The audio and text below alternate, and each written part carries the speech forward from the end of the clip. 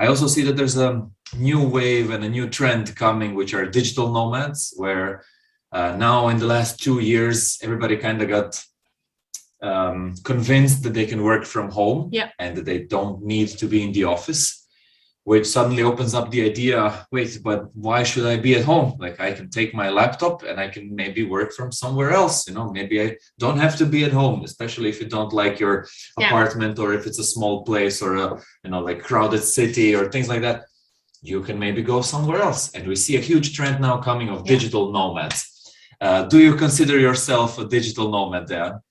Well, I did move to a different country, and I'm still there. I will consider myself a digital nomad as soon as I start traveling, which I do intend to.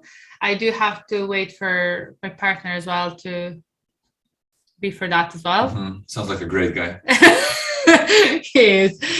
No, it's just, kind of setting things in place. So I definitely do want to be a digital nomad. And there's so many things that a lot of countries are now, realizing the trend and then setting up digital nomad visas and, attracting digital nomads, come here and work here and, this is what you can do. So Croatia is a great example of that. I spoke to Jan de Jong on the podcast. He's the guy that kind of started this whole digital nomad visa in Croatia, and it went through because he sent an email to like the prime minister, and he wrote an open letter, and it got accepted after a while. So he's working on bringing more and more people to Croatia, which I think is a great idea. But now I want to hear your thoughts on something else. Like, if you come to Croatia and the summer is so nice, you don't want to work, you want to be on the beach, like have fun. And then maybe Ireland is a better country, because it's raining all the time, and then you're at home and then you get more work done. I would personally like Croatia more, for VAing, but do you think people might have problems with, like because if you go to the Maldives or Cambodia or, like another place that's very exotic, and you're a traveler, you love to travel. You will have the urge to kind of visit everything, So it is, but that's why you take a longer time. Like, you don't go somewhere for 2 or 3 days. Like, you still can, of course. If you do a lot of work, and you can always work 3 hours a day, and you can take 2 days off, 3 days off. Like, some people work only 4 days a week. It's just, it's easier when you can do your own schedule.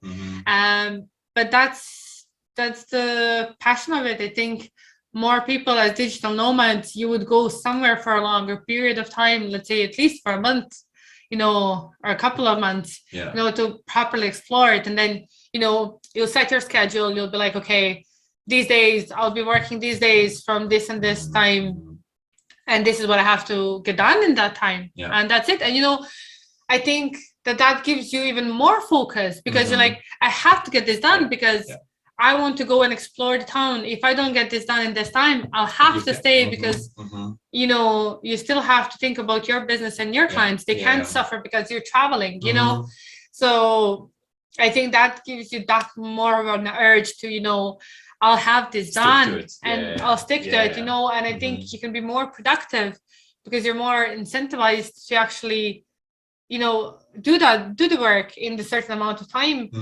And then, you can go and explore, you can enjoy the day, go have drinks, whatever. It's bad weather. One day you can choose, okay, I'll work the whole day now.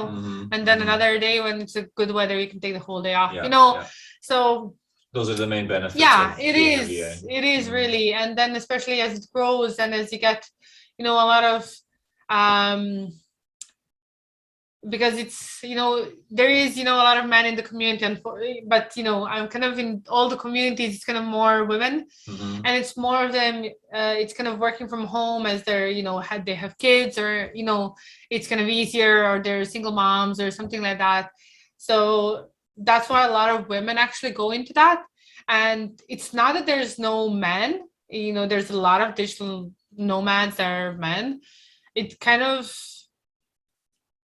It is more of a percentage is women.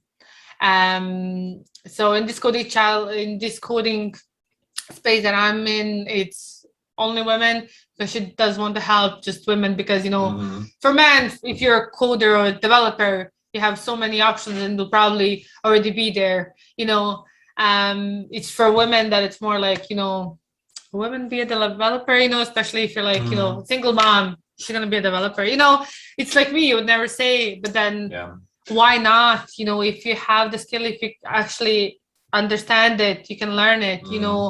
If you don't have interest for it, like, you'll never learn it, and that's normal. Yeah, that's true. I actually talked to a lot of companies while working in recruitment, and a lot of them struggle to find female coders and programmers, because I think it's not in the culture that much that they go down that route. But we see like a small trend of it going upwards. So it's slowly changing. It will take time, but I think the numbers will get closer with time, where the number of engineers, because a lot of companies have like a standard, like you can't have 100% men working in one department or one position, so they have to hire, and that's a constraint because it's harder to do.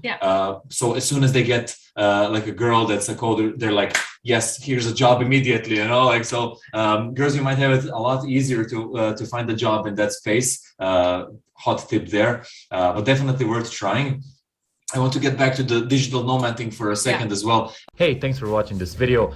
If you want to see the full version, go to the Uncle Gold podcast YouTube channel or watch the next clip.